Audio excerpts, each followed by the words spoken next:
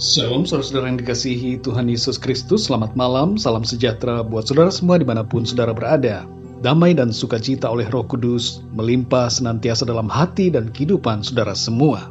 Ayat renungan saat ini terdapat di dalam Efesus 4 ayat yang ke-26.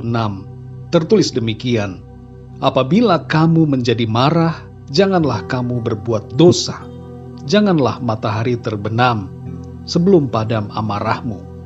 Saudara yang dikasihi Tuhan, ada sebuah kisah mengenai 3 orang sahabat yang pergi dari kehidupan normal dan bertapa di sebuah goa. Mereka berjanji satu sama lain bahwa mereka akan berdiam, tidak bicara apapun juga. Setelah beberapa tahun hidup sebagai pertapa, salah satu dari mereka suatu hari melihat seekor anjing dari tempat mereka, dan ia berkata, "Aku teringat masa kecilku." Kira-kira 1 tahun setelahnya, pertapa yang lain menimpali ucapan itu dengan mengatakan, "Aku juga."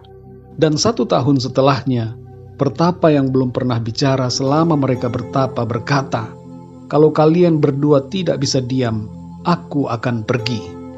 Saudara yang dikasihi Tuhan, kisah ilustrasi ini menggambarkan bagaimana perkataan yang didengar itu bisa tinggal begitu lama dalam memori seseorang. Tuhan memberikan kepada kita memori yang luar biasa hebat. Namun demikian, kita juga diberikan kemampuan untuk mengelola memori itu untuk kebaikan kita. Dalam Efesus 4 ayat 26 dikatakan, apabila kamu menjadi marah, janganlah kamu berbuat dosa. Janganlah matahari terbenam sebelum padam amarahmu.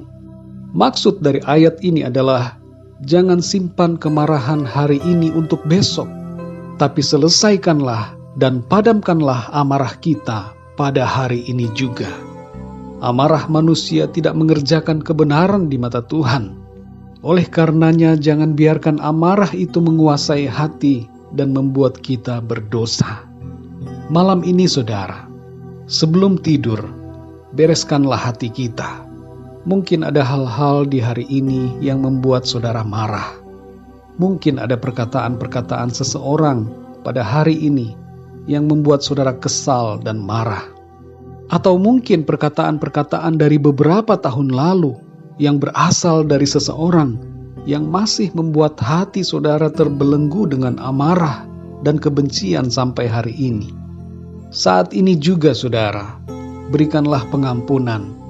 Lupakanlah dan hapuskanlah memori mengenai perkataan itu yang terus membuat saudara hidup dalam kepahitan, sakit hati, kebencian, dan amarah. Berdoalah dan minta kuasa Tuhan memampukan saudara untuk melupakan perkataan-perkataan yang menyakiti hati saudara. Dan hiduplah dengan perkataan-perkataan Kristus, yaitu perkataan-perkataan firman Tuhan yang berkuasa untuk memberkati kehidupan kita. Pengkhotbah 7 ayat 21 mengatakan, jangan memperhatikan segala yang diucapkan orang.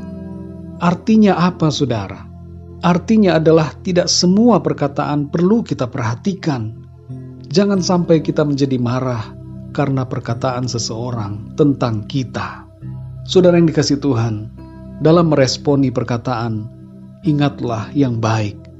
Simpanlah yang membangun dan yang membuat kita menjadi pribadi yang semakin baik seturut firman Tuhan.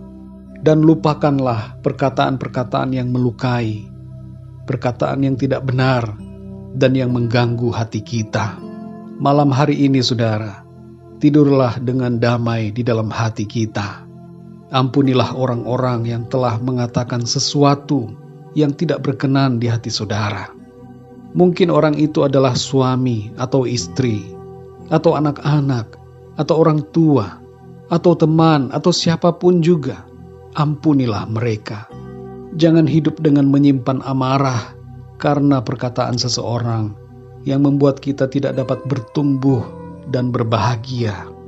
Ampuni dan lupakanlah agar kita terbebas dan dipenuhi dengan damai sejahtera yang dari surga. Mari kita berdoa saudara. Tuhan Yesus, kami mengucap syukur ya Bapa karena kemurahan-Mu dalam hidup kami.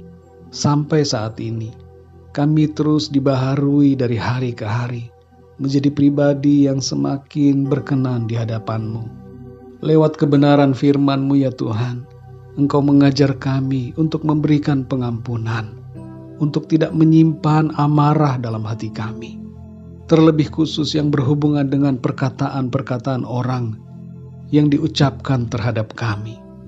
Tolong kami ya Tuhan, penuhi hati kami dengan kasih-Mu, sehingga kami mampu memberikan pengampunan dan melupakan perkataan-perkataan yang tidak menyenangkan, perkataan-perkataan yang tidak baik terhadap kami.